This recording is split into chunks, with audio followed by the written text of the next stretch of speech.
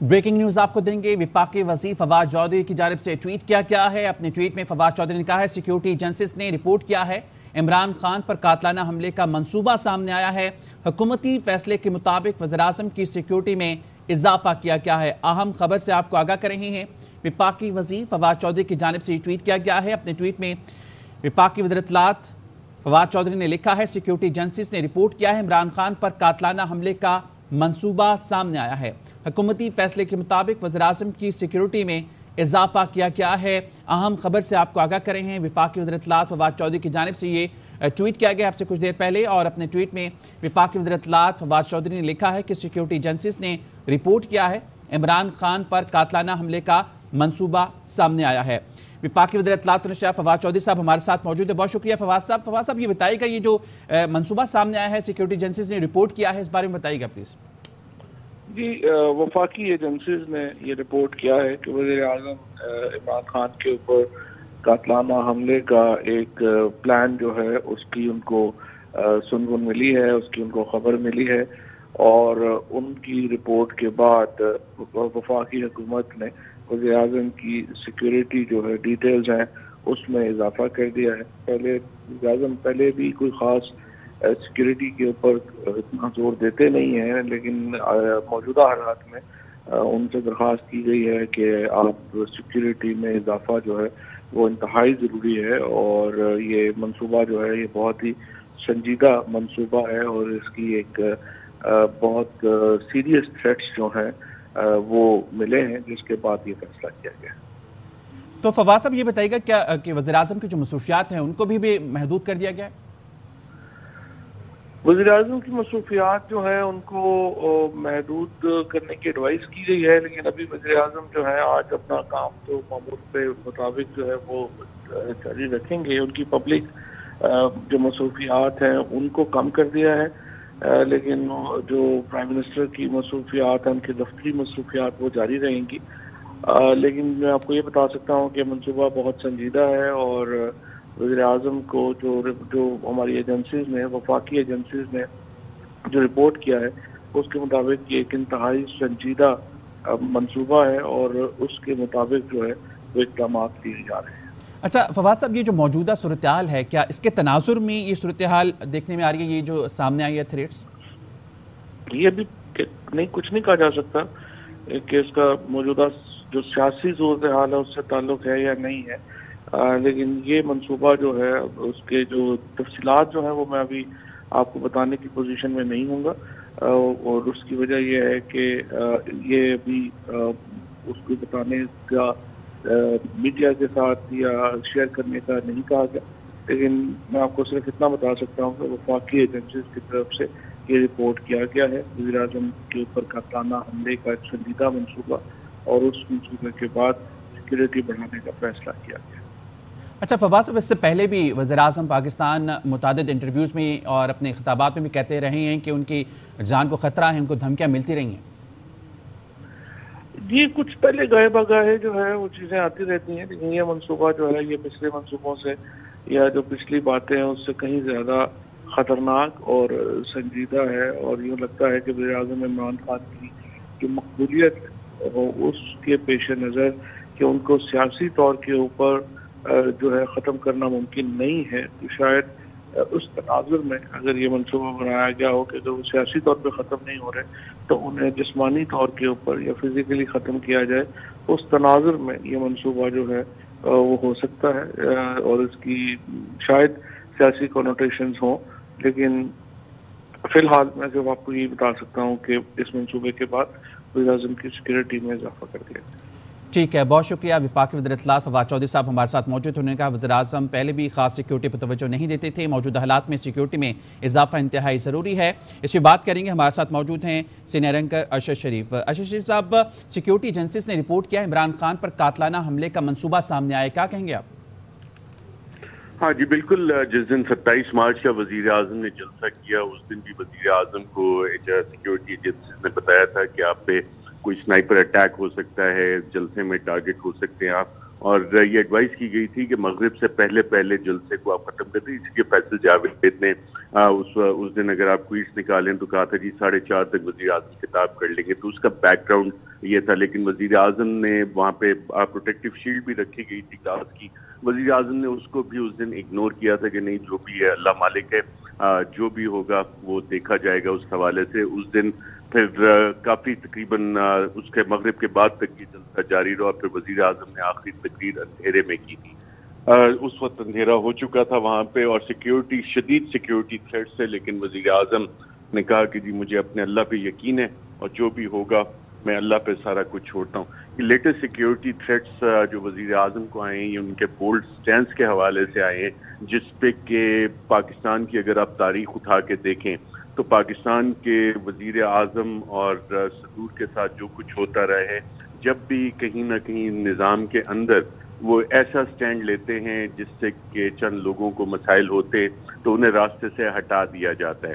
اور اس میں اگر آپ former prime minister Liaquat Ali Khan کی اسیسینیشن دیکھیں تو اس میں آج تک پوری کانسپریسی کھل کے سامنے نہیں آئی۔ سعید اکبر جو ان کا اسیسینیشن تھا first prime minister Liaquat Ali Khan کا، اسے موقع پہ ہی قتل کر دیا گیا اور کانسپریسی کو وہیں پہ فارغ کر دیا گیا، اور جب آپ ڈیٹیلز اس کی جا کے دیکھتے ہیں تو پتہ لگتا ہے کہ پیچھے اس کے برٹش ہینڈلرز تھے، افغانستان کا لنکیج اس کے حوالے سے نکلتا تھا، لیکن اس کانسپریسی کو کور اپ کر دیا گیا۔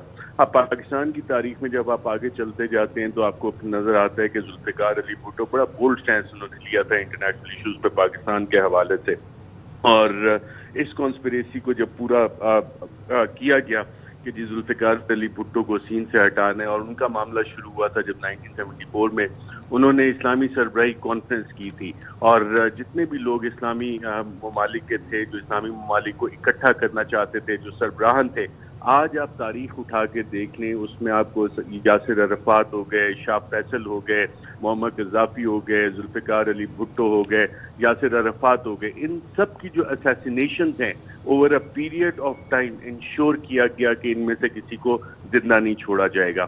اس کے بعد جب آپ ذوالفقار علی بھٹو کا کیس ہوا وہ امپریشن ایسے دیا گیا، ایک انٹرنل کو کروایا گیا جنرل ضیاء الحق نے، اور امریکہ کے اس وقت ریجن میں انٹرسٹ جس طرح آج کل بنے ہوئے باقاعدہ طور پہ انٹرسٹ بن رہے تھے، افغان جہاد شروع ہونا تھا، کولڈ وار اپنے پیک پہ تھی اور Afghanistan new battle ground, general Zia نے ملٹری کو کے ذریعے پاور سنبھالی اور ذوالفقار علی بھٹو کو ایک متنازع جوڈیشل مرڈر جس کو کہا جاتا ہے، جس کا کہ ریفرنس ابھی بھی سپریم کورٹ میں فارغ کر دیا گیا۔ محترمہ بے نظیر بھٹو کے کیس پہ آپ آتے ہیں، محترمہ بے نظیر بھٹو شہید کو اوپر یو این کا کمیشن بنا، اسکاٹ لینڈ یارڈ یہاں پہ آئی، پاکستان نے اپنی انٹرنل تحقیقات کی، لیکن سرپرائزنگلی جب آپ اس کیس کی ڈیٹیلز میں جاتے ہیں تو اس میں جو گواہان تھے اور جو لوگ اس میں ملوث تھے وہ ایک ایک کر کے آہستہ آہستہ مار دیے گئے، اور آج تک ان کے قاتلوں کو، پاکستان کی پرائم منسٹر کے قاتلوں کو سزا نہیں ملی۔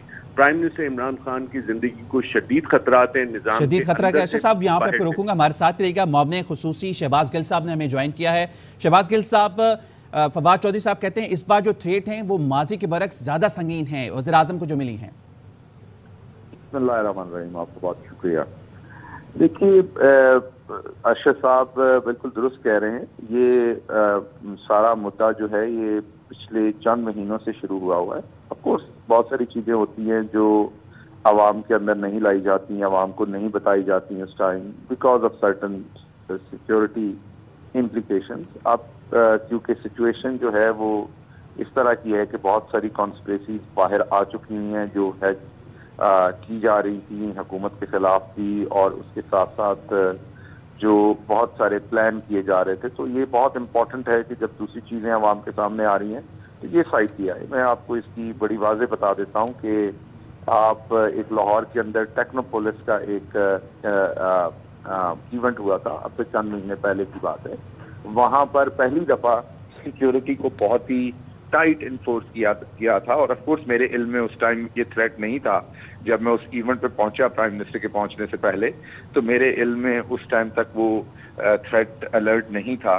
تو وہ جس طریقے کا نارملی پرائم منسٹر اس طریقے کے باکس میں اس طریقے کی جگہ پر کھڑے ہو کے تقریر کرنا پسند نہیں کرتے، عوام کے قریب رہنا چاہتے ہیں۔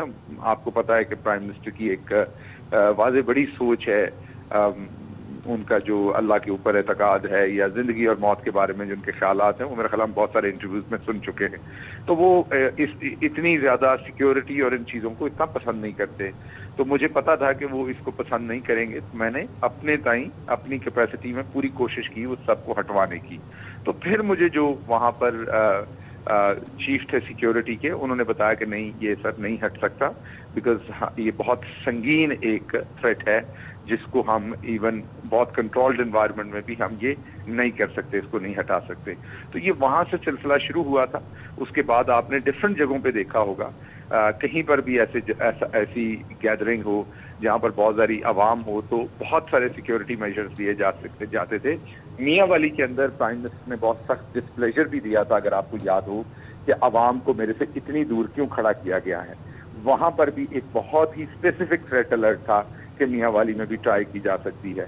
اس لیے وہاں پر جلسہ بھی شہر سے بہت دور رکھا گیا تھا جان بوجھ کے, حالانکہ وہ جو جگہ تھی وہ عوام کے لیے شاید اتنی کمفرٹیبل نہیں تھی, اور وہ جلسہ شہر سے باہر رکھا گیا تھا, ایک جو وہاں پر بیس ہے اس کے پاس, تاکہ اس شہر سے دور ہو, کنٹرولڈ انوائرمنٹ میں ہو, جہاں پر سیکیورٹی جو ہے وہ اس کو کیا جا سکے. اور نیچرلی پرائم منسٹر کو تو ایگزیکٹلی وینیو کا نہیں پتا ہوتا, وہ تو جب وہاں پہنچتے ہیں تو انہیں پتا ہوتا ہے, یہ کام تو ہمارا ہوتا ہے ارینج کرنے والے سارے لوگوں کا. تو جب وہ وہاں پہنچے تو انہوں نے پہلے پوچھا یہ وینیو کیوں ہے, تو جب عوام کو تھوڑا اسٹیج سے تھوڑے فرق پہ تھے تو انہوں نے اس پہ بڑا غصہ کیا. تو ان کو جب بتایا کہ سیکیورٹی, اس کے باوجود انہوں نے مجھے بڑی تنبیہ کرتے ہوئے یہ کہا کہ آئندہ ایسا نہیں ہونا چاہیے, عوام کو آپ نے اتنا دور نہیں رکھنا, عوام کو قریب رکھا کریں. آئی ڈونٹ لائک کہ یہ آپ عوام کو اتنا پیچھے کر دیتے ہیں. تو آپ سے یہ شیئر کرنے کی انفارمیشن یہ ہے کہ یہ پچھلے کئی مہینوں سے اس چیز کے ساتھ اس کو ہینڈل کیا جا رہا ہے.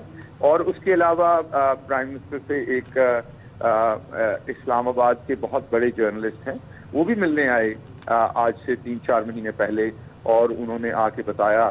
اشرف صاحب بھی ان کو جانتے ہیں کیونکہ پچھلی میٹنگ میں پرائم منسٹر نے ہلکا سا اشارہ بھی کر دیا تھا جب 10-12 اینکرز ملنے آئے تھے پرائم منسٹر سے, 14 کے قریب اینکرز آئے تھے, تو ان میں اشارہ بھی پرائم منسٹر نے کر دیا تھا, وہ بھی موجود تھے ادھر, کہ کس طریقے سے انہوں نے پرائم منسٹر کو بتایا کہ ان کے خلاف ایک غیر ملکی سازش ہو رہی ہے اور اینکرز کی خرید و فروخت بھی کرنے کی کوشش کی جا رہی ہے. ان کو بھی پیسہ آفر کیا گیا تھا, وہ جن جرنلسٹ نے آ کے بتایا. اور اس کے علاوہ اس طرح کی بہت ساری اور چیزیں ہیں جو وقت کے ساتھ ساتھ آپ کے سامنے آئیں گی. بہت ساری چیزیں کلاسیفائڈ ہیں جو آپ سے شیئر نہیں کر سکتے, بہت ساری چیزیں ایسی ہیں جو شیئر کر سکتے ہیں, وہ وقت کے ساتھ کریں گے. لیکن ایک بات طے ہے, ایک بات میں نے قریب سے دیکھی خان صاحب کے بارے میں, کہ ہم سب پہ تو اس کا فرق پڑتا تھا کہ تھریٹ الرٹ کیا ہے, ارینجمنٹس کیا کرنے ڈفرینٹ کرنے ہیں. بہت ساری جگہوں پر ہم ان کو بتاتے بھی نہیں تھے پہلے, کیونکہ وہ ڈانٹ دیتے تھے کہ آپ یہ نہ کریں ارینجمنٹس اس طرح کے. فار ایگزامپل میں نے جیسے آپ کو کہا کہ اسٹیج سے عوام کو دور جو ہے وہ اسٹیج کو ذرا دور رکھنا, تاکہ اگر کوئی ایسا اٹیک ہوتا ہے تو پھر بھی سیفٹی کی گنجائش ہو. تو روزمرہ ان کے ساتھ یہ ہمارا آپ کہہ لیں کہ کانفلکٹ ہوتا تھا کہ پرائم منسٹر اس چیز کو ڈس لائک کرتے تھے, لیکن پھر بھی کسی نہ کسی طرح سے اس کو انشور کرنا ہوتا تھا. تو یہ بالکل تھریٹس ہیں, ان تھریٹس کو پہلے بھی سیٹ کیا جا رہا تھا. موجودہ اب جو سچویشن ہے اس میں تو یہ تھریٹ بہت زیادہ بڑھ گیا ہے, آپ کو اس میں کوئی دو رائے نہیں ہے. لیکن جس عمران خان کو میں جانتا ہوں وہ ایک ہی ڈر ہے ان کے دل میں, اور وہ اللہ کی ذات کا, نہ موت کا ڈر ہے نہ کسی اور شخص کا ڈر ہے, تو اللہ کی ذات کا ان کے دل میں ڈر ہے. تو انشاءاللہ پوری قوم کی دعائیں عمران خان کے ساتھ ہیں. انشاءاللہ اللہ ان کی حفاظت بھی کرے گا, اور اللہ ان سے وہ کام لے گا جس کے لیے اللہ ان کو پولیٹکس کے اندر لے کے آئے تھے. اور وہ کام یہی ہے کہ ہماری جو قوم کی غیرت ہے, جو قوم کی خودداری ہے, اس کے اوپر ہمارے پاس بھی کوئی لیڈر ہو.